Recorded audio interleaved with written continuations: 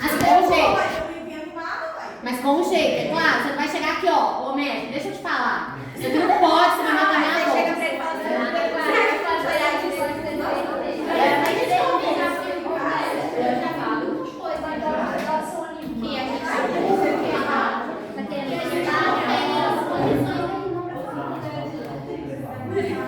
O que ela acabou de falar? eu já teve uma vez que eu fui uma consulta, eu fui com. Foi o meu pai. E aí meu pai conversou comigo e falou assim: não, mas então, gente, sério, dependendo da forma como você faz, olha, mas será, olha só, você viu, eu sei, né, aqui a gente às vezes vê muita coisa, mas a diretriz está atualizada. O que você acha? Mas eu estou estudando e tal, eu vejo essa diretriz, você não acha que a gente podia tentar mudar?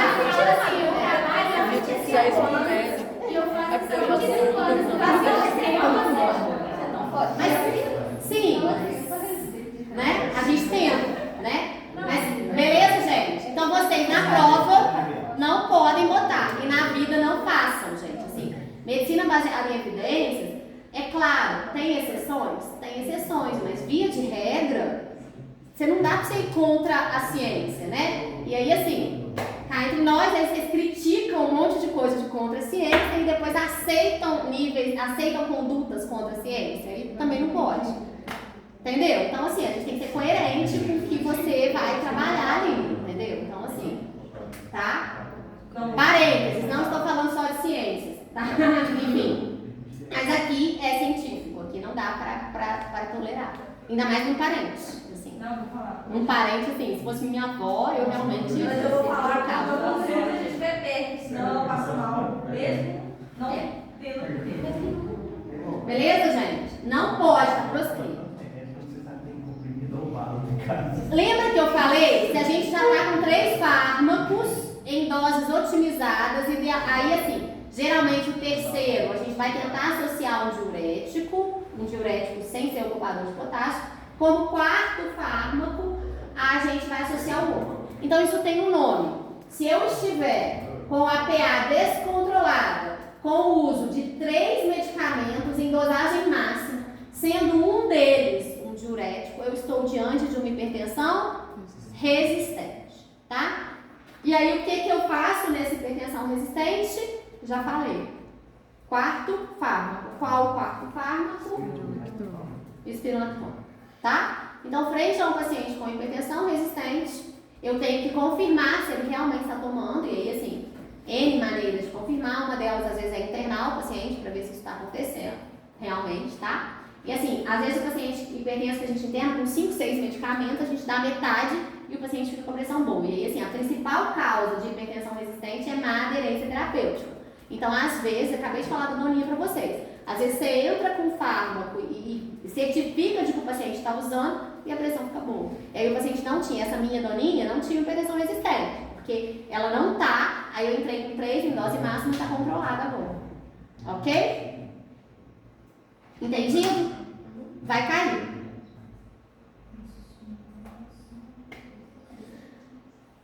Acabou o tratamento. Não vou ficar falando muito de fármacos, a gente vai falar de todos esses fármacos, a gente vai falar agora em todas as condições. Eu só quero dever de casa para depois da prova de pediatria. Eu quero que vocês me falem quais os tipos de bloqueadores de canal de cálcio. A gente tem 2 tipos, 2 subclasses dentro do bloqueador de canal de cálcio. Uma dessas subclasses, ela é mais hipotensora porque ela tem um efeito maior de vasodilatação. A outra subclasse, ela é menos hipotensora porque ela atua mais no cronotropismo. Então eu quero que vocês me falem na próxima aula quais são os fármacos. Por quê? Porque para tratar a hipotensão, eu não vou aceitar que vocês falem bloqueador de canal de cálcio. Eu vou querer que vocês falem bloqueador de canal de cálcio, tananã. E para tratar a arritmia, vocês vão falar bloqueador do canal de cálcio, tananã. Eu sei que a gente repete. Existem 2 tipos de bloqueador de canal de cálcio, aí não vale colar com Rafa, tá? Bloqueador de canal de cálcio, eu quero que vocês pesquisem. Existe um subtipo, esse subtipo é químico, é uma molécula química. Só que essa alteração da molécula química tem uma aplicabilidade prática, porque uns são utilizados com efeito hipotensor e outros são utilizados com efeito no cronotropismo, que é a capacidade capacidade de contração. Por isso que eu preciso saber essa diferença. Se você quer a farmacocinética, Não, é uma molécula química mesmo. Vocês vão pesquisar e vão achar, fácil. Já vamos digitar no Google, já vão achar. Mas se eu falar, vocês vão entrar por aqui e sair por aqui. Se vocês pesquisarem, tá? O que é emergência e urgência hipertensiva? Qual é mais grave? São sinônimos? Não são. Se eu coloquei aqui é porque não são. Na emergência hipertensiva, eu tenho um risco iminente de morte. O que significa risco iminente de morte? Significa que se eu não fizer nada em no máximo 24 horas, parar. Ok? Então, eu tenho uma emergência hipertensiva. Todas as duas eu tenho nível pressórico elevado, acentuado, com pressão arterial sistólica, geralmente maior que 180, e diastólica, em algumas literaturas 110 e em algumas 120. 110 você já fica mais esperto. 120 com certeza já está bem grave, a diastólica 120, tá? Beleza. Então eu tenho nível pressórico acentuado nos dois. Qual a diferença? Na emergência hipertensiva, eu tenho risco iminente de morte. Na urgência hipertensiva, eu não tenho risco iminente de morte. Por quê? O que vai fazer que esse paciente está com o mesmo nível pressórico e um pode morrer e o outro não? O órgão-alvo. Quando eu tenho a urgência hipertensiva, eu não tenho lesão de órgão-alvo aguda e progressiva. Eu tenho crônica. Porque se meu paciente está com nível muito alto, eu posso ter lesão crônica. Mas aquela lesão, naquele momento, não está progredindo. Então, agudamente, a diferença entre os dois é, na emergência hipertensiva, eu tenho uma lesão aguda e progressiva. Qual lesão aguda e progressiva? Eu tenho uma síndrome coronariana aguda. Eu tenho insuficiência cardíaca aguda. Eu tenho um edema agudo de papila óptica, que está levando à cegueira, se eu não tratar por elevação da pressão arterial, tá? Então, no fundo de olho, eu vejo edema agudo de papila, tá? Eu tenho um AVE, tá? Então, quando a gente está AVCzando, eu tenho um AIT, e isso é uma indicação de lesão de órgão-alvo aguda e progressiva. Eu tenho uma IC descompensada, ou eu tenho uma síndrome coronariana aguda, ou eu tenho insuficiência renal aguda. Ô professora, mas no caso da retina, não é risco iminente de morte, mas é tipo assim, comprometimento irreversível? É risco iminente de morte. O edema agudo de papila é o primeiro sinal de que daqui a pouco vai haver. Lembra que eu falei? É sistêmico, gente. Então qualquer um deles. Qualquer um deles é risco. Você entendeu? Do mesmo jeito que tá fazendo aqui, tá pegando primeiro aqui, mas daqui a pouco vai pro outro. O paciente junto com o edema agudo de papila, gente, vocês nunca viram, dá confusão mental. O paciente chega rebaixado, doidão. Entendeu? Então, assim, por quê? Porque tá pegando papila, o que tá logo atrás da papila óptica? Tem nervo e tudo mais. E o cérebro? Cérebro. Tá? Então comprime o cérebro, dá. Você já chega chamando o urubu de meu louro, chega doidão. Chega, gente, tem que ver o que vocês fizeram de papila. Agora é engraçado, mas na hora Eu acho doidão. Pequeno, aí você fala, nossa, tem que tentar tanto tempo. o que tá atrás? Comprimiu ali, tá edemaciando, o que ele vai depois? É tudo perto. Por que vocês têm que tratar muito bem a rinocinusite na criança? A otite na criança, o que dá? Meningite. Qual a complicação de otite aguda média? Tá vendo? Ah, eu também pediatria.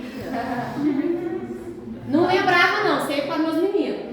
Não lembrava mais isso não, mas agora meus meninos você fica doido. Ó, pessoal errou isso drasticamente na outra turma. Como eu trato emergência hipertensiva? Internação em UTI ou algo que o valha? Não tenho vaga na UTI, vou para a sala vermelha. Sala vermelha está cheia, eu vou monitorar e tratar o paciente na enfermaria como se fosse UTI. Então, emergência hipertensiva exige internação na UTI e medicamento. O que é parenteral? Venoso. Tá? Urgência hipertensiva. Observação em enfermaria e liberação ambulatorial depois de 24 horas, às vezes nem 24. Mas eu vou tratar com droga oral. Atenção! A Dayana, às vezes, principalmente em múltipla escolha, não vai estar lá droga oral, tá? Turma passada, sim, fez igual vocês, me decepcionaram nas múltiplas escolhas, tá? Dependendo do jeito que eu vou colocar, vocês têm que interpretar, gente. Vocês têm que aprender a interpretar. Não temos boas experiências. Gente, o que é mais grave? Um comprometimento do átrio ou um comprometimento do ventrículo? Do ventrículo. Então, por que 90% da turma marcou taquicardia supraventricular, ao invés de taquicardia ventricular? O que é supraventricular? O que é ventricular? Gente, Eu vou te dizer que eu tenho eu sei, mas nunca pensei nisso. Interpretar. Vocês acabaram de Mas o pior é que eu te mandei pensar agora que eu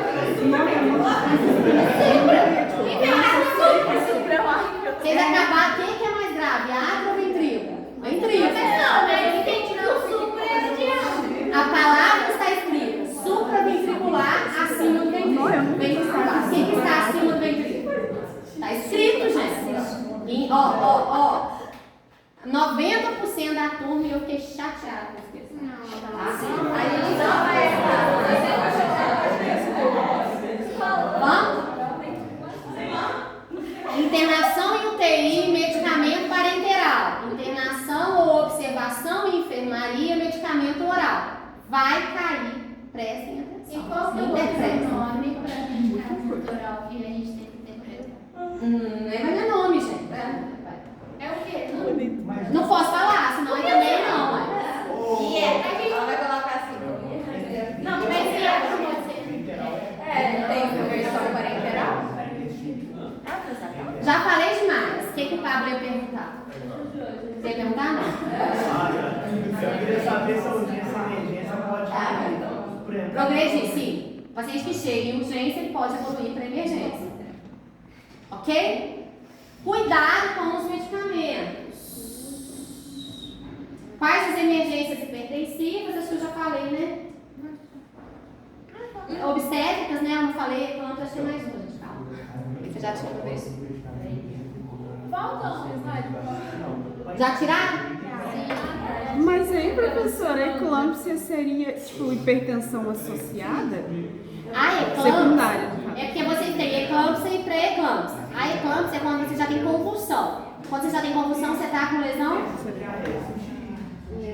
Só que aí a causa é o bebê, e você tira o bebê e melhora. São os hormônios da gestação. Aí seria tipo uma hipertensão secundária. E aqui, tá? Intoxicação por drogas. Tanto drogas lícitas quanto ilícitas. Então, medicamento, tentativa de autoextermínio, dependendo do que a pessoa usou, tá? E principalmente cocaína, tá? Beleza? E o feocromocitoma, que é uma causa de hipertensão secundária.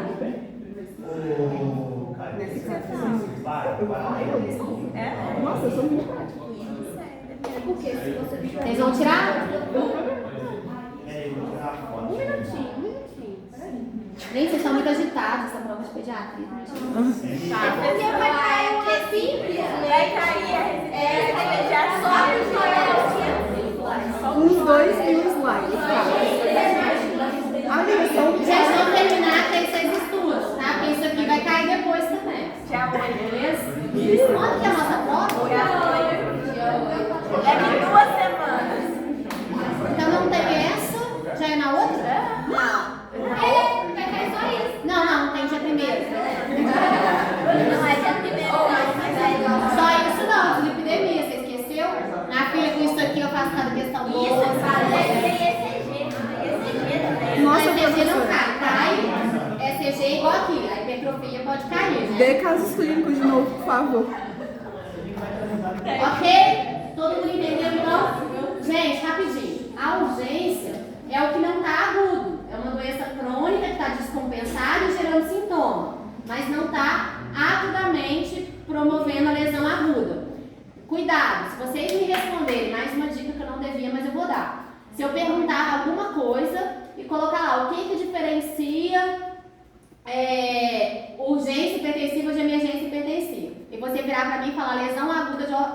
lesão de órgão-alvo. Lesão de órgão-alvo, tá certo? Não, lesão aguda. Aguda, tem que ter a palavra aguda, porque na eu posso ter crônica, tá? Porque isso acontece. Só que eu não vou fazer pergunta direta assim, eu vou colocar exemplos de um e de outro, é claro. Tá? Uai, direto assim, cadê o raciocínio clínico? Cadê o diferencial? Ah, eu só acho que eu não tenho. Ok? Você tem que começar, se eu não começar a construir hoje, não vai construir nunca. Mas como que constrói? Sério? Raciocinando, interpretando, ligando. Supraventricular. Tudo bem, você fala do supra. Gente, supraventricular tá na palavra, é assim. Vocês acabaram de responder. O que é pior? Ventrículo ou átomo? Todo mundo átomo. Aí quando eu coloco Mas eu acho que supraventricular. essa inteligência de ligar não tem. Mas na hora a gente fica nervoso. Sabe Então. o que seria o sim? Porque ela fosse pior, já sou pior. Na hora da prova a gente chama o grupo de Ó, como que eu vou atender o meu paciente do pronto-socorro ou do ambulatório que chegou com a pressão alta? Elevação rápida da PA com diastólica maior que 110 ou sistólica de 180. E aí? Anamnese objetiva, exame físico direcionado, eletro e fundo de olho. Tá? Fiz. Estou diante de uma emergência hipertensiva, risco iminente de morte, lesão aguda de órgão-alvo, sala de emergência, MOV, medicamento parenteral, monitoração contínua. Tá? Medicamento parenteral. Os medicamentos parenterais que a gente usa para baixar a pressão são nitroglicerina ou nitroprusiato, tá? São os medicamentos que fazem efeito muito rápido. Tem divergências entre eles, em alguns casos a gente prefere um, em alguns casos a gente prefere outro. Por quê? Mecanismo de ação. Nitroprusiato, mecanismo de ação em segundos. Tenho que ficar de olho porque eu não posso reduzir essa pressão muito rápido, porque senão eu tenho herniação cerebral, tá?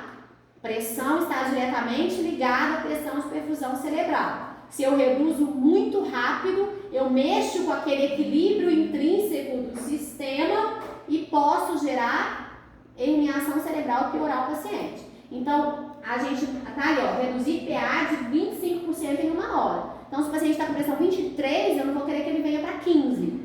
Isso vai dar BO, isso vai dar problema, é claro.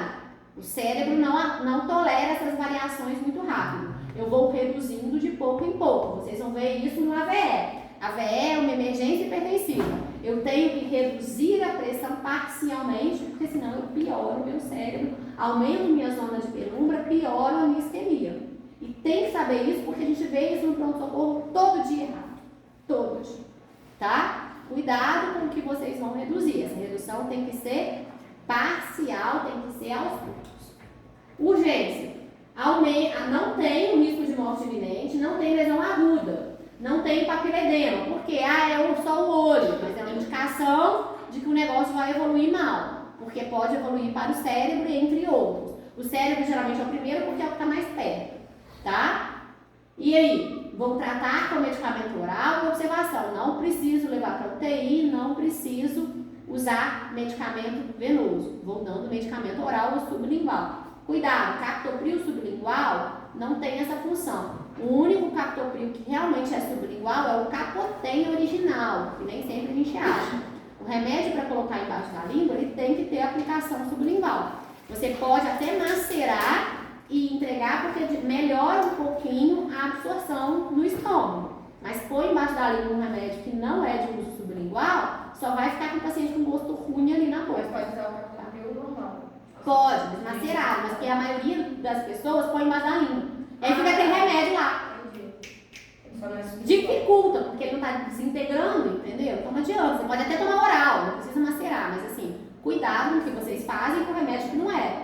Dona Ana, isso é pensar, né? Entre outras coisas, tem que ir pensando. Se o remédio não foi feito para pôr embaixo da língua, adianta pôr embaixo da língua? Não é óbvio, mas não é. Tá?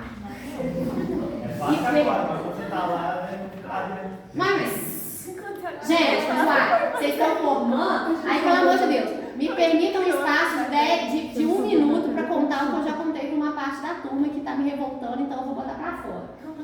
Gente, a gente tinha um professor na Federal Juiz de Fora que era o cara. O cara pensava fora da caixinha, fazia várias decisões clínicas, fazia assim, casos clínicos palpitantes, ia na universidade uma vez por mês para fazer isso, desenvolvia projetos mega bacanas, que hoje em dia eu sei que o cara não ganhava nada mais por isso, ele fazia isso porque ele gostava de quem ensinar, o cara tinha uma didática excelente, era um dos melhores professores da faculdade, foi homenageado na minha turma e em quase todas as turmas, só que as minhas turmas a gente dividia em 5 práticas. Então meio que quem era aluno dele era fã e quem era contra tinha uma dorzinha de cotovelo e ficava tentando falar mal porque todo mundo gostava e ele ensinava a gente muito raciocínio clínico. Ele tem um livro que chama Método Clínico e que é pra gente desenvolver esse raciocínio. É o homem do YouTube lá. Oi? É o Ricardo Bastos, exatamente. Então, e aí, olha só, gente, o absurdo que a gente tá chegando, onde que o mundo vai parar. O cara já deve estar com seus praticamente 70 anos e aposentou. Mas ele não aposentou porque compulsório. Ele aposentou porque ele sofreu um processo de uma aluna, que a aluna falou, não, mas olha o processo, que foi submetida a um estresse intenso e desnecessário numa prova prática dele, que ele fazia as estações, e ele fazia a gente pensar, e a presença dele realmente, gente, a minha turma, vou contar com vocês, eu não devia, mas vou contar. Gente, a minha turma, ele perguntou para as 20 pessoas da minha turma na prova prática, examine, ausculte os focos da base. Ele falou isso, ausculte os focos da base. As 20 pessoas da minha turma, inclusive eu, todo mundo ia auscultando o pulmão, todo mundo achando que era uma coisa. Porque assim, a gente ficava tão nervoso da prova dele, porque ele era um cara que impunha, e ele não era muito próximo assim da gente, ele tinha uma distância, mas assim, era um cara super acessível, tudo que você tivesse de dúvida, mas ele não era um cara assim, é a postura dele, ele era um cara mais na dele e tal. Só que ele ensinava demais, ele sabia demais clínicas, ele era clínico,